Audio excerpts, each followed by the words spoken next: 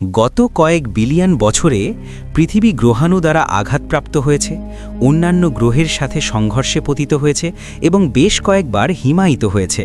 উল্লেখ না করলেই নয় যে সব ধরনের অদ্ভুত প্রাণী দ্বারা শাসিত হয়েছে।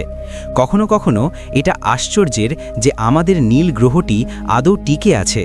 কিন্তু যদি আমরা আমাদের গ্রহের ইতিহাসের এক ঝটিকা সফর নিতে চাই, তাহলে আমাদের একদম শুরু থেকে শুরু করতে হবে। প্রায় 4.5 বিলিয়ন বছর আগে আমাদের সৌরজগৎ আন্তঃনাক্ষত্রিক গ্যাস এবং ধূলিকণার একটি ঘন মেঘ থেকে আবির্ভূত হতে শুরু করে। এই মেঘটি একটি ঘূর্ণায়মান পদার্থের চাকতিতে ভেঙে পড়ে, যা আরও গরম এবং আরও গরম হতে থাকে যতক্ষণ না হাইড্রোজেন হিলিয়ামে রূপান্তরিত হয়। এবং ঠিক এভাবেই আমাদের সূর্যের জন্ম হয় এবং শিশু পৃথিবীও তার পথে ছিল। আমাদের নক্ষত্রের জন্মের পর ঘূর্ণায়মান চাকতির সবচেয়ে দূরবর্তী প্রান্তের সমস্ত পদার্থ একসাথে জমা হতে শুরু করে। এই পিণ্ডগুলি আমাদের সৌরজগতের গ্রহ এবং চাঁদের বীজ হবে। যখন তারা আরও পদার্থ সংগ্রহ করল, তারা বড় এবং আরও গোলাকার হয়ে উঠল। সৌরজগতের শীতল অঞ্চলের পিণ্ডগুলি বেশিরভাগই বরফ, তরল এবং গ্যাস দিয়ে তৈরি ছিল। সূর্যের কাছাকাছি সমস্ত পাথুরে উপাদান মঙ্গল এবং পৃথিবীর মতো ভিতরের গ্রহগুলি গঠন করে। এই তরুণ পৃথিবী আগ্নেয়গিরির দিক থেকে অবিশ্বাস্যভাবে সক্রিয় ছিল।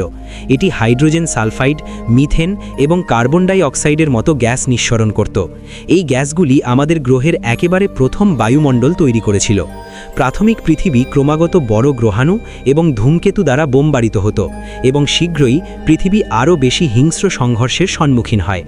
থিয়া, মঙ্গল গ্রহের আকারের একটি গ্রহ, আমাদের তরুণ পৃথিবীতে সরাসরি আঘাত করে।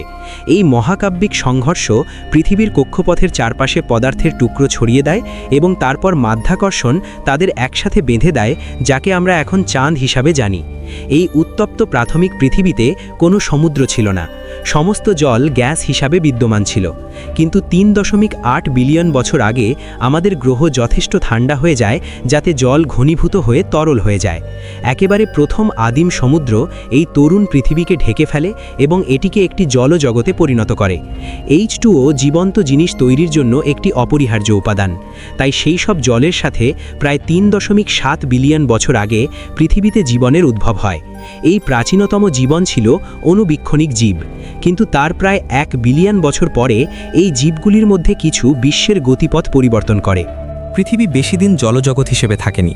শীঘ্রই একেবারে প্রথম মহাদেশগুলি প্রাচীন সমুদ্র থেকে আবির্ভূত হয়। বিজ্ঞানীরা তাদের ক্র্যাটন বলে ডাকেন। যত বেশি এবং আরও বেশি ভূমি সমুদ্র থেকে উঠে আসে, গ্রহে একেবারে প্রথম সুপার মহাদেশ আবির্ভূত হয়। ভালবারা ঠিক একটি সুপার মহাদেশ ছিল না, এটি বেশ ছোট ছিল। বিজ্ঞানীরা মনে করেন এটি অস্ট্রেলিয়া মহাদেশের চেয়ে ছোট ছিল। প্রায় 2.4 বিলিয়ন বছর আগে সায়ানোব্যাকটেরিয়া আমাদের গ্রহের প্রথম সালোক সংশ্লেষণকারী হওয়ার জন্য বিবর্তিত হয়। অবশেষে আমাদের পৃথিবীর বায়ুমণ্ডলকে অনেক বেশি আতিথেয়তাপূর্ণ করার জন্য কিছু অক্সিজেন উৎপাদক পেলাম। এবং বাকিটা ইতিহাস বন্ধুরা। মজা করছি, আমাদের এখনও অনেক পথ যেতে হবে। এই সমস্ত নতুন অক্সিজেনের সাথে পৃথিবীর বায়ুমণ্ডলে কার্বন ডাই অক্সাইডের মাত্রা অনেক কম ছিল এবং এটি গ্রহটিকে বরফ ঠান্ডা করে তোলে। আমাদের তরুণ বিশ্বের বেশিরভাগ অংশ হিমায়িত হয়ে যায়, কারণ পৃথিবী তার প্রথম বরফ যুগ দেখে। এখন যখন পৃথিবীর বায়ুমণ্ডল পরিবর্তিত হচ্ছিল, মহাদেশগুলিও চলছিল। তারা ভেঙে গেল এবং পরবর্তী সুপার মহাদেশ রোডিনিয়ায় পুনর্গঠিত হলো। রোডিনিয়া একটি প্রকৃত সুপার মহাদেশ ছিল। এটি গ্রহকে ঢেকে রাখার সবচেয়ে বড় সুপার মহাদেশ হতে পারে। এবং জীবন, ঠিক আছে, জীবন অবশেষে আরও জটিল হয়ে ওঠে। কিন্তু তারপর কিছু ঘটেছিল। রোডিনিয়া ভেঙে যায় এবং একটি নতুন সুপার মহাদেশ একত্রিত হয়। এটিকে প্যানোটিয়া বলা হতো। তারপর প্রায় 440 থেকে 485 মিলিয়ন বছর আগে নতুন জীবনের একটি বিস্ফোরণ হয়েছিল। এই সময়টিকে ক্যাম্ব্রিয়ান বিস্ফোরণ বলা হতো এবং এই সময়ের মধ্যে বিবর্তিত প্রাণীদের শক্ত শরীরের অংশ ছিল, যেমন খোলস বা কাঁটা। সবচেয়ে বিখ্যাত ছিল এলিয়েন চেহারার ট্রাইলোবাইট। প্রায় 440 মিলিয়ন বছর আগে জলবায়ু হঠাৎ পরিবর্তিত হয় এবং সমুদ্রের তাপমাত্রা নাটকীয়ভাবে পরিবর্তিত হয়। পৃথিবী তার প্রথম গণবিলুপ্তির ঘটনা দেখে। এটি ছিল অর্ডোভিসিয়ান সিলুরিয়ান বিলুপ্তি এবং গ্রহের চারপাশে ছড়িয়ে থাকা বেশিরভাগ জীবন অদৃশ্য হয়ে যায়। এই জীবনের অনেকগুলি আজ পৃথিবীতে আমাদের যে ইকোসিস্টেম রয়েছে তার ভিত্তি স্থাপন করেছিল। প্রায় 420 থেকে 350 মিলিয়ন বছর আগের মধ্যে প্রথম গাছগুলি পৃথিবীর মাটি থেকে উঠেছিল এবং প্রথম প্রাণীরাও স্থলভাগে তাদের পথ তৈরি করে। 250 মিলিয়ন বছর আগে গ্রহটি আমাদের শেষ বিশাল সুপার মহাদেশ প্যানজিয়া দ্বারা আচ্ছাদিত ছিল। দুঃখজনকভাবে এই সময়ের মধ্যেই পৃথিবী আমাদের ইতিহাসের সবচেয়ে বড় গণবিলুপ্তির ঘটনা প্রত্যক্ষ করে, দ্য গ্রেট ডাইং। বিপুল পরিমাণ গ্রিনহাউস গ্যাস এবং ত্বরিত বৈশ্বিক উষ্ণতা পৃথিবীর সমস্ত প্রজাতির প্রায় 90% নিশ্চিহ্ন করে দেয়। কিন্তু এই গণবিলুপ্তি পরবর্তী ঢেউয়ের প্রাণীদের বিবর্তনের পথ তৈরি করতে সাহায্য করেছিল। 240 থেকে 230 মিলিয়ন বছর আগে প্রথম ডাইনোসর আবির্ভূত হয়। পরবর্তী 150 মিলিয়ন বছর ধরে তারা ভূমি শাসন করবে। আপনি যদি সেখানে থাকতেন, আপনি বিশালাকার স্যারোপড আর্জেন্টিনোসরাস দেখতেন, যা এখন পর্যন্ত সবচেয়ে বড় স্থলজ প্রাণী। অথবা আপনি পৃথিবীর সবচেয়ে বড় শীর্ষ শিকারীদের একজন টিরেক্স দ্বারা তাড়া হতে পারেন। এবং আপনি প্যানজিয়া ভেঙে যেতে এবং আজকের যে মহাদেশগুলি আমরা জানি তা গঠন করতে দেখতেন।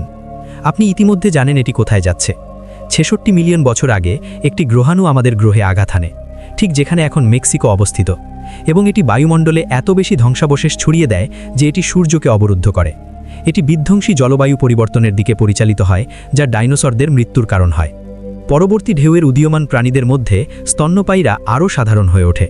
প্রায় 6 মিলিয়ন বছর আগে প্রাচীনতম পরিচিত মানুষ এই পৃথিবীতে হাঁটতে শুরু করে।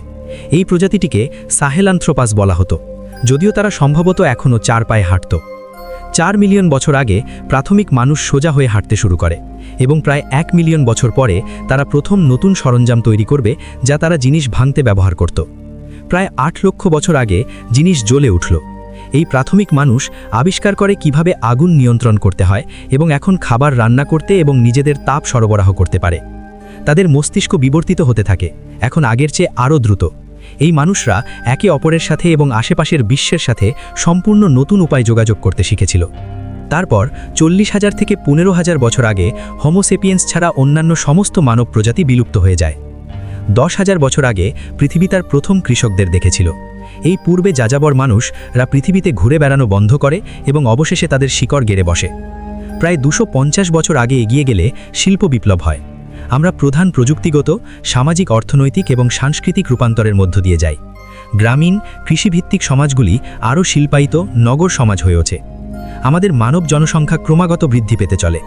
1804 সালে আমরা 1 বিলিয়নে পৌঁছাই। 1927 সালে আমরা 2 বিলিয়ন হিট করি, এবং 1960-এর দশক থেকে বৈশ্বিক জনসংখ্যা দ্রুত এবং দ্রুততর বৃদ্ধি পেতে চলেছে, যেখানে এখন 8 বিলিয়নেরও বেশি মানুষ। এবং এখন মানব অস্তিত্ব এবং পৃথিবীর অন্যান্য অনেক জীবনের জন্য একটি নতুন হুমকি রয়েছে, জলবায়ু পরিবর্তন। বিশ্বব্যাপী তাপমাত্রা এবং সমুদ্রের স্তর বৃদ্ধি পাচ্ছে, এবং জীব বৈচিত্র্য দিনকে হ্রাস পাচ্ছে।